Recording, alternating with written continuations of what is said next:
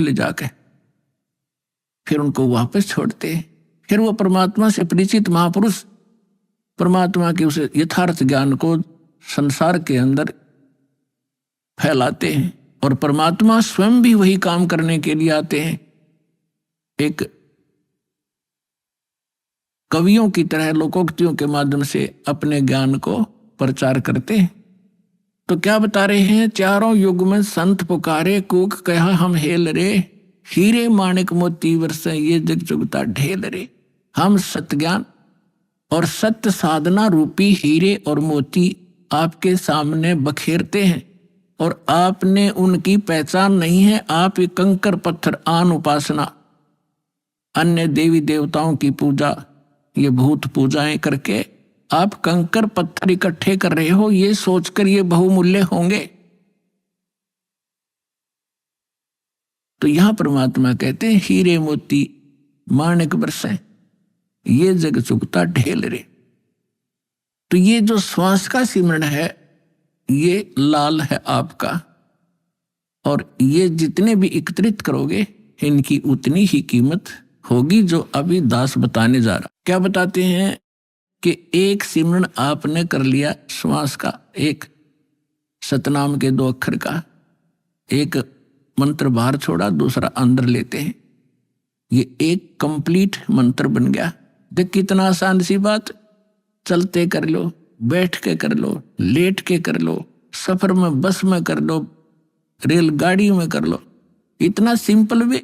इन अज्ञानियों ने इसको पहाड़ बना रखा था, खड़े होकर तपो, धूने लगा लो, व्रत रखो, जंगलों में जा बैठो, और फिर जंगल में चले गए, रोटी के लिए फिर आए गृहस्थी के पास, दिए माई अंडे धक्के खाते। अब सारा काम अव्यवस्थित कर दिया इन लोगों ने, अज्ञानियों ने। तो क्या बताते हैं परमात्मा कि इस सतनाम के एक सिमरण की कितनी कीमत है। होय होय, सतनाम पालड़ रंग होरी हो। तराजू के तखड़ी के एक पलड़े में सतनाम के एक सुमरण की कीमत रख दो,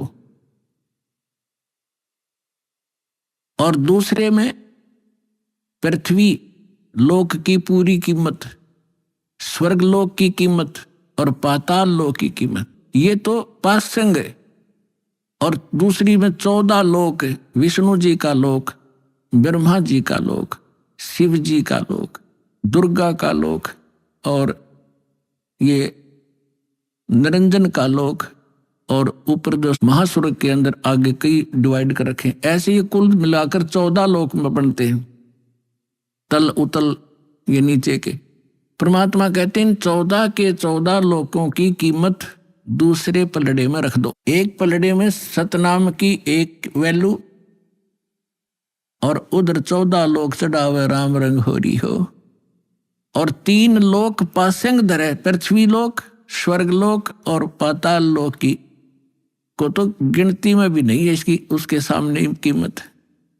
अब पासंग क्या होती है, अब आजकल के बच्चे तो नहीं जानते होंगे, लेकिन हमारे समय के अच्छी तरह जानते। हमारा खूब पाला पड़ा है, किसान परिवार में जन्म था। हमारे पिता जी के पास ये सेठ लोग कणक लेने आते थे, तो उस समय वो कहा करते भी सेठ जी तराजू चेक करा तेरी। वो चेक कराता था, उसमें कुछ एरर होती तो उसको ठीक करने के लिए उसी जैसे गेहूं तोल रहे हैं, गेहूं से थोड़े से कणक लिया और उस दूसरे पलड़े में डाल दी जाती है, वो पासिंग ठीक करने के लिए। पासिंग माने एरर, उसके लिए वो कणक रख दी जाती है, उधर ही बट्टे रख दिए जाते हैं, दूसरी साइड पलड़े से फिर कणक तोली जाती है। तो वो जो एक मुट्ठी कणक डाली है वो पासिंग है, वो सौदे में नहीं आती, वो तो व्यर्थ में पड़ी है। वो चाहे ग्राहक की तरफ जाओ और चाहे धनी की तरफ रह जाओ, उसकी कोई ध्यान नहीं करता, वो पासिंग है, यानी इतनी कम वैल्यू है। तो आप कितनी पुण्यात्मा हो और कितना सिमरन आप करते हो, और आप कितने धनी होते जा रहे हो अध्यात्म के। कबीर साहब कहते हैं, कबीरा सब जग निर्धना, धनवंता ना कोई, धनवंता सो जानियो जिस पर राम नाम धन हो। अब आज अरबपति है, और कल मृत्यु हो गया, भक्ति करी नहीं, तो कल क्या है? वो गधापति है। फिर वो गधा बनकर घूम रहा होगा, कुत्ता बनकर गलियों में सैर सपट्टे कर रहा होगा, टट्टी खा रहा होगा, खा के यहाँ का धन। तो पुण्यात्माओं, इस परमात्मा की शरण में आपको यहाँ के भौतिक सुख भी आपके रिक्वायरमेंट के अनुसार अवश्य देगा ये दाता, और फिर आपकी जो भक्ति की शेष पूंजी को सुरक्षित रखेगा, ताकि जाते समय आपका धन सुरक्षित रहे। अब क्या बता रहे हैं? सत्य नाम पालड़ रंग होरी हो, 14 लोक चढ़ाव राम रंग होरी हो, 3 लोक पास्यंग धर रंग होरी हो, तो ना तुले तुलाया राम रंग होरी हो। और हमारी बुद्धि कहाँ सेट कर दी इस काल ने? यहाँ के इस काल की माया की भांग पी ली हमने। एक सरपंच बन जाता है, बस पूछो मत, वो अपने आप को पता नहीं कि महान मान बैठता है। और कोई चेयरमैन बन जाता है 4-5 सरपंचों के ऊपर, बस कहना ही क्या। एक मंत्री और मुख्यमंत्री बनकर काख पीटते फिरते, बगैर ज्ञान के बच्चों वाले खिलौने खेल रहे हैं। और आप वो हो जो मनुष्य जीवन के इस उद्देश्य को प्राप्त कर रहे हो, सफल कर रहे हो। तो कहने का दास का तात्पर्य है, जिस प्रसंग को लेकर चले हैं उसी पर आते हैं कि जैसे अब ये परमात्मा का मार्ग प्रारंभ हो गया है, परमात्मा का आदेश है कि पूरे विश्व में जाओगा। परमेश्वर ने इस काल के साथ एक कमेंटमेंट हुआ था। काल तो ये राजी हो गया था, उसने तो ये चतुरता करी थी कि कलयुग में ये इतने कंडम हो जाएंगे, भक्तिहीन भी हो जाएंगे और इनकी वृत्ति भी खराब हो जाएगी, ये भक्ति के योग नहीं रहेंगे, सब चापलूस हो जाएंगे, विकारी बन जाएंगे। इसलिए उसने कहा था कि भगवान 3 युगों में जीव थोड़े ले जाना। परमात्मा ने कहा था कि तूने सभी मेरी आत्माओं को ऐसा दुखी कर दिया, इनकी क्या दुर्दशा कर दी तूने, गधा बना रखा, कुत्ता बना रखा, क्या ये ऐसे थे जब तेरे पास आए? तब इसने प्रार्थना करके, ये अलग स्टोरी है लेकिन हिंट देना पड़ेगा, फिर आगे चलेंगे। तो उसने प्रार्थना की थी, भगवान 3 युगों में जीव कम ले जाना। मालिक को भी पता था, क्योंकि हमारी शंका बहुत ज्यादा है, तुरंत उत्पन्न हो जाएंगी कि परमात्मा ने ऐसा क्यों वर दिया 3 युगों में जीव ना ले जाने का। तो हमने ऐसे नकम्मा काम किया था, उसके बदले में ये सजा भी थोड़ी है हमारे को। फिर भी परमात्मा को पता था कि सतयुग त्रेता द्वापर में इनकी घनी कमाई होगी भक्ति की, और ये दुखी नहीं होंगे। जैसे संस्कार आपके होंगे उसी प्रकार परमात्मा ने इस पृथ्वी पर वैसा ही माहौल बना देता है दाता। बढ़िया समय पर वर्षा होती है, बड़े फलदार वृक्ष होते हैं, सब शरीर हो जाएंगे, तो फिर सुख होता है उनको। और सुख में भगवान की भक्ति प्राणी फॉर्मेलिटी करता है, और दुखी प्राणी जब हो जाता है तब उसका दुख संकट निवारण हो जाता है। फिर उसको बताया जाता है यदि आपने फिर से भक्ति छोड़ दी तो वो कष्ट फिर आ जाएगा, तो कभी नहीं छोड़ेगा, आजीवन भक्ति करेगा और वो सफल हो जाएगा। और सतयुग त्रेता द्वापर में ये जीव घना दुखी नहीं होता, शरीर मजबूत होता है, लंबी आयु होती है, खूब ठीक सा इसका जो है बना रहता है व्यवहार। तो उस मालिक को मालूम था कि ये भक्ति नहीं करेंगे, क्योंकि सभी भक्ति करते थे लेकिन शास्त्र विरुद्ध करते रहे, और जिस कारण से वो सोच रहे थे जो साधना हम कर रहे हैं इसी से हमें लाभ हो रहा है, और हो रहा था। वो पिछली बैटरी चार्ज से वो प्रयोग कर रहे थे, अपनी पिछली मलाई खा रहे थे। तो इस प्रकार परमात्मा को पता था, तब उसने कहा था ठीक है, 4थे युग में, कलयुग में मैं अपना ज्ञान प्रचार करूंगा। तो काल ने कहा था कि देखो जी, जबरदस्ती ना करना, बलपूर्वक मत ले जाना, आपके ज्ञान को कोई माने, समझे, स्वीकार करे और आपकी भक्ति करे तो वो आपके हों, और जो मेरे ज्ञान को, जो मैं नकली अपने दूत भेजूंगा अपना ज्ञान प्रचार करने के लिए, उनका ज्ञान जो स्वीकार करे तो वो मेरे ही रहे, आप उनको बलपूर्वक न ले जाना। परमात्मा बोला जब मेरा ज्ञान ही स्वीकार कोई नहीं करेगा तो खाक जाएगा मेरे लोक में, वो तो वही जाएगा जो मेरा ज्ञान स्वीकार करेगा, मेरी भक्ति ग्रहण करेगा, तब वो जाएगा। तो परमात्मा ने स्वीकृति दे दी। तब काल ने कहा था कि बेशक, अब परमात्मा आए थे जोग जीत नाम से, कि जाओ जोग जीत संसारा, जीव न माने कहा तुम्हारा, जीव तुम्हारा कहा ना माने, हमरी ओढ़ हो बाद बखाने। फिर कहा था, द्वादश पंथ करूं मैं साजा, नाम तुम्हारा ले करूं आवाजा। द्वादश पंथ नाम जो ले ही, हमरे मुख में आन समोई। और अनेक पंथ चलाऊं, या विद जीवों को भरमाऊं। देवल देव और पितृ धाम पुजवाऊं, और ऐसे नकली जब तब सबके मन लाऊं। और जाओ जोग जीत संसारा, जीव ने माने कहा तुम्हारा। जीव तुम्हारा कहा ना माने, हमरी ओढ़ हो बाद बखाने। मेरे वकील बन के खड़े हो जाएंगे, तो रामकृष्ण को कैसे भगवान नहीं मानते हो, क्या कर रहे हो। तो परमात्मा ने कहा था कि अब मेरी भी सुन ले दो बात। चौथा युग जब कलयुग आई, तब हम अपना अंश पठाई। काल फंद छूटे डर लोई। जो जितने तू बकवास कर देगा, जितने तू ये भ्रमित करेगा, बंधन बनाएगा, काल फंद छूटे नर लोई, सकल सृष्टि परवानी कोई। ये परमात्मा का वचन है बच्चों, कोई डूम भाट के गीत नहीं है, समर्थ के वचन है। कि कहते हैं कलयुग बीते 5500 पाचा, तब ये वचन मेरा होगा साचा। और कलयुग बीत जावे जब एता, सकल सभी प्राणी और परम पुरुष पद चेता। अब परमात्मा ने कहा था कि जब चौथा युग कलयुग आवेगा, तब मैं अपना अंश भेजूंगा, और उस समय काल के सारे फंद, तेरे सारे दाव पेच, ये अज्ञान को काट दिया जाएगा, और सकल सृष्टि उपदेशी होगी, नाम लेवेगी। और फिर कहा था कि जब कलयुग 5505 बीत जाएगा, तब मेरा ये वचन सत्य होगा, और उस समय पूरा विश्व उस परमात्मा के उस परम पद का जानकार होगा, उसको पता चले। अभी तो हम स्वर्ग और नरक, स्वर्ग और नरक, कोई व्यक्ति मर गया, नो के स्वर्गवासी हो गया, चाहे जाता हो नरक में, हमने एक कोड वर्ड बना रखा था। तो अभी तक हमने सतलोक और सचखंड का पता ही नहीं था, परमात्मा का परम पद कौन सा है और कहाँ रहता है, कैसा है, कैसे प्राप्त होता है।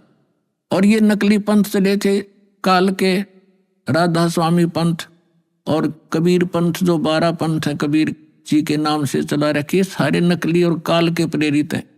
इनमें ना सत्य ज्ञान है, ना सत्य साधना है। तो अंडरस्टूड है, जानना ज्ञान सत्य है, ना वहाँ नाम साधना सत्य है, तो क्या है वो तो खोखा है, नकली है, डुप्लीकेट सारे। अब प्रसंग चल रहा था कि 2 प्रकार से मानव शरीर प्राप्त होते हैं। एक तो टर्न वाइज होता है कि नरक स्वर्ग भोग के, उसके बाद फिर 84 लाख प्रकार के प्राणियों के शरीरों में कष्ट उठा के उसको एक मानव शरीर मिलता ही मिलता है। तो वो उस प्रकार का प्राणी शीघ्र भक्ति पर नहीं लगता, उसके अंदर एक ऐसा अवगुण होता है, वो बहुत ही देर से बहुत समय लगेगा उसमें, लेकिन मालिक की दया, जो दास ने कल उदाहरण दिया था, उस तरीके से उसके ऊपर असर होता है। वो भी तरीका मालिक उन बच्चों के लिए भी अपनाएगा अब। लेकिन जो बता रहा दास के, एक पिछले संस्कारों से पुनर्जन्म होते रहते मानव के, उसके लिए अभी तक दास या भूमिका बना रहा है, ये समझाने के लिए आपको कि जैसे आप जी को प्रथम मंत्र दिया जाता है, पहले प्रथम मंत्र में केवल ये बीच वाले 5 नाम ही दिए जाते थे, और ये काल के पंथ, जो राधा स्वामी पंथ और इससे निकले हुई जितनी शाखाएं हैं, ये 5 नाम देते हैं। और वो कौन से नाम? 5 काल के, यूजलेस, ओंकार, रंकार, ज्योत निरंजन, सो हमर सतनाम। सतनाम कोई जाप है, ओंकार रंकार ये कोई जाप है। ये 5 नाम थे जो दास आपको प्रथम मंत्र में, बीच के 2, फर्स्ट एंड लास्ट को छोड़कर, ये पहले नहीं दिया जाता था, इसलिए इसको अभी तक गुप्त रखा था। ये कंप्लीट कोर्स है। और वो बीच वाले जो मंत्र हैं वो आपको संसारिक सुविधा यहाँ की उपलब्ध कराएंगे, क्योंकि उनका टैक्स देंगे। ये पूजा नहीं, साधना है। साधना और पूजा में अंतर होता है। जैसे हम पूजा करते हैं परमात्मा को पाने की, तो हम परमात्मा को पाने के लिए जो भी प्रयत्न करते हैं वो साधना है। जैसे हमारा पूज्य है जल, हमने जल प्राप्त करना है। तो जल प्राप्त करना जमीन के अंदर है, तो हमारा जो पूज्य है, इष्ट है, वो है जल। और उसके पाने के लिए, जल प्राप्त करने के लिए जो भी हम क्रिया करते हैं, बोकी लगाते हैं, पाइप डालते हैं, फिर हैंडपंप लगाते हैं, तो वो हमारी साधना है, वो पूजा नहीं है। उसको पाने के लिए जो हमारा पूज्य है, हमारा जो इष्ट है, वो तो जल है। उसके लिए जो प्रयत्न किया गया वो साधना है और वो पूजा है उसको पाने की। तो इस प्रकार इसको पूजा और इसको समझना। हमारी आस्था तो जल के अंदर है, उन इंस्ट्रूमेंटों में थोड़ी है, और उनके बिना वो मिले नहीं। तो इसी प्रकार ये जो प्रथम मंत्र आपके दिए जाते हैं ये साधना है। और इससे जैसे इस दूसरे शब्दों में दास आपको कहे कि जैसे ये मंत्र एक ऐसी कमाई है, ऐसी शीघ्र अफेक्ट करती है, देवताओं को विवश करते हैं ये मंत्र आपको लाभ देने के लिए। जैसे आपको बताया था कि भैंसे को भैंसा भैंसा करता रहो, वो कभी ध्यान नहीं देता। आप वैसे गुण गाए जाओ, जय गणेश देवा, माता थारी पार्वती, पिता माँ देवा, हम घोट रखे थे हमने, ये कभी नहीं सुनेंगे। और इनका एक मंत्र दे रखा है आपको, उसका जाप करो, तुरंत अटैक होगा उनके ऊपर जाके और सतर्क होंगे। क्या हो गया बच्चे को, क्या डिमांड है इसकी, देखो इसका अकाउंट कितना हमारे इसमें, उस तुरंत उसका राहत दी जाएगी।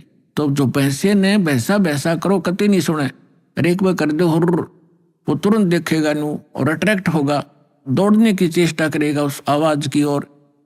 तो परमात्मा ने ये मंत्र हमें दिए थे, लेकिन बीच में काल के दूता ने इस कबीर पंथ का जहाँ स्टार्ट हुआ था दामाखेड़ा वालों से, तो 5वीं पीढ़ी तक ये 5 मंत्र चले थे। उसके बाद 6ठी पीढ़ी में दामाखेड़ा वालों के जो महंत था वो एक टकसारी नाम का इसी कबीर पंथ की ब्रांच बन गई थी नकली। उसने भ्रमित कर दिया कि तुम बात करते हो सतलोक की और सचखंड और सतपुरुष की, और पूजा कर रहे हो तुम देवी देवताओं की, ये काहे की भक्ति है तुम्हारी। तो भ्रमित हो गया, उसको ज्ञान नहीं था, जो 6ठा पीढ़ी वाला था। उसके बाद फिर उन्होंने एक शब्द सिलेक्ट कर लिया जो कबीर सागर में लिखा है, अजर नाम अमीर नाम पाताले सब सिंधु नाम, यही हंस का काम, ये कोई मंत्र है? ये तो एक श्लोक शब्द है। तो इन मंत्रों से इन आपकी पूजा नहीं है। पूजा हमारा कबीर देव पूज्य है, उसको प्राप्त करना, सतलोक हमारा प्राप्त करना उद्देश्य है। और ये साधनाएं हैं, ये इंस्ट्रूमेंट हैं, ये प्रयोग करने ही करने पड़ेंगे। अब उसके बाद जो सतनाम आपको दिया जाता है, सतनाम के अंदर एक आध सिरफिरा जो विशेषकर वो व्यक्ति भ्रमित होता है जिसके कर्म घड़े बिगड़ जाते हैं, जो 100 200 1000 2000 व्यक्तियों को भ्रमित करके उनको अपने पीछे लगा कर गुरु बन बैठता है। अब क्या बन गई, परमात्मा की दया हो रही है, हमारे जो बच्चे शिष्य बनते हैं जो पहले अन्य इन गुरुओं के पास थे, अब बच्चे को बालक थोड़े ही एजुकेटेड है, दास ऐसे ढंग से ज्ञान देता है कि बालक भी समझ जाए और प्रमाण देता है, तो उनको समझ में आ रहा है, वो अपने गुरुओं के पास जा रहे हैं। उन गुरुओं से भी कह रहे हैं जी आप भी चलो, आप भी भ्रमित हैं और हमें भी मिसगाइड किया आपने। आपका उद्देश्य तो ठीक था कि हम कुछ मार्गदर्शन करें, लेकिन आपको ही नहीं पता, आप झूठे गाइड बन गए, आप भी चलो। तो जो अच्छी आत्माएं हैं वो आ जाते हैं, दीक्षा भी ले रहे हैं। एक तो ये कह रहा था कि मेरे 20,000 शिष्य हैं, मुझे ये ज्ञान मिला, पहले मैंने ज्ञान गंगा पढ़ा और फिर मैंने अपने शिष्यों से कहा कि तुम भी पढ़ो, देखो इसमें क्या है। तो उन शिष्यों से ने कहा जी इसमें तो अद्वितीय ज्ञान है। तो मैंने कहा कि जाओ तुम दीक्षा लेकर आओ। तो वो अपने शिष्य भेजे उस प्यारी आत्मा ने, और अब कह रहा था पिछले सत्संग पे कि पिछली बार मैं भी आ गया हूं और शेष को भी अब जाके ये ज्ञान गंगा दूंगा और यहाँ लाऊंगा। तो ये है महान आत्मा। ठीक है, जब तक धोखे में हम भी थे, गलत साधना हम भी कर रहे थे, जिस दिन पता चला उसी दिन हम दिशा बदल ली, तो बुद्धिमान होता ये। और एक ऐसा सिरफिरा मिला, चेले भी उसके साथ थे, चेलों के सारी समझ मारी, रूस में अहंकार अभी शेष था। वो खड़ा लाइन में कहने लगा जी मैंने 2 बात करनी है। वो कहते हैं जी ये हमारे गुरुजी थे पहले और आज इन्हें दीक्षा ले ली है। अब वो प्रथम दीक्षा ले ली, द्वितीय दीक्षा दी जब उसने कहा कि ये क्या है, ये वही मंत्र है, उल्टे सुल्टे करके दे रहे हो, ये कोई सतनाम हुआ। तो पुण्यात्माओं, यही मार खाता ये प्राणी। वो एम था उसके अंदर, अहंकार था। अब डॉक्टर मैं हूं और रोगी वो बनकर आ रहा है, और डॉक्टर की दवाई में वो ऑब्जेक्शन कर रहा है। एक जड़ी बूटी होती है, उनको अगर 4-5 जड़ियां मिलाई जाती हैं तो उनका गुण धर्म कुछ अन्य होता है, वो कुछ अन्य लाभ देती हैं। और जब उनको सिंगल सिंगल खाया जाता है तो वो अलग लाभ देती है, और जिनको 2 में मिलाकर खाया जाता है तो वो अन्य लाभ देती है। तो इस प्रकार उसको समझाने की चेष्टा की, और वो उसका सौभाग्य दुर्भाग्य साथ है, उसका समझ में आयिक ना हुई। तो आपको भी बता रहा हूं कि ऐसे भ्रमित ना होना। पहले तो ये देखो कि जो ज्ञान दास ने आपके रूबरू किया है, विश्व में आज तक ब्रह्मा विष्णु महेश क्लियर नहीं कर सके इसको। इस दास पे दया हुई तो आगे कौन सी का चीज छोड़ दूंगा मैं, ये भी विचार कर लेना।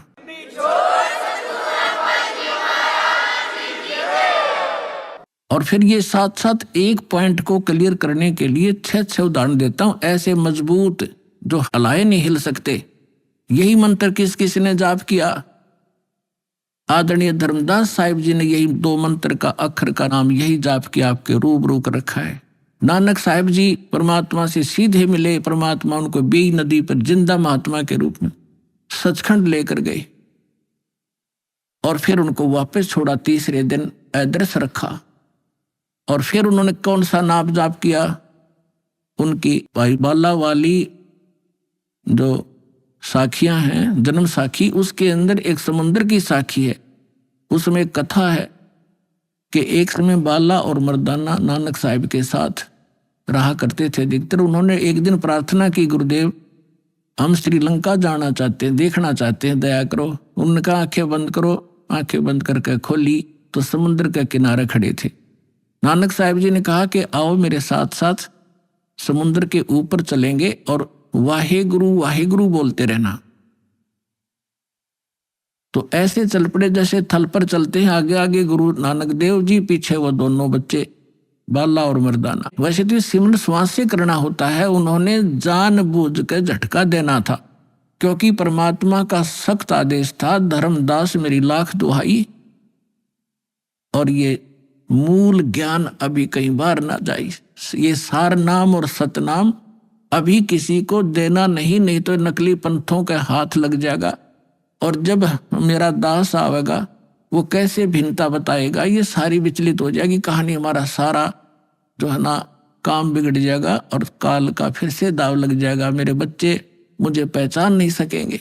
तो वो महापुरुष थे, जैसे वेद में लिखा है कि दृढ़ भक्त को मिलते हैं, वो आकर के अपना ज्ञान देते हैं। तो दृढ़ भक्त थे नानक साहिब जैसे।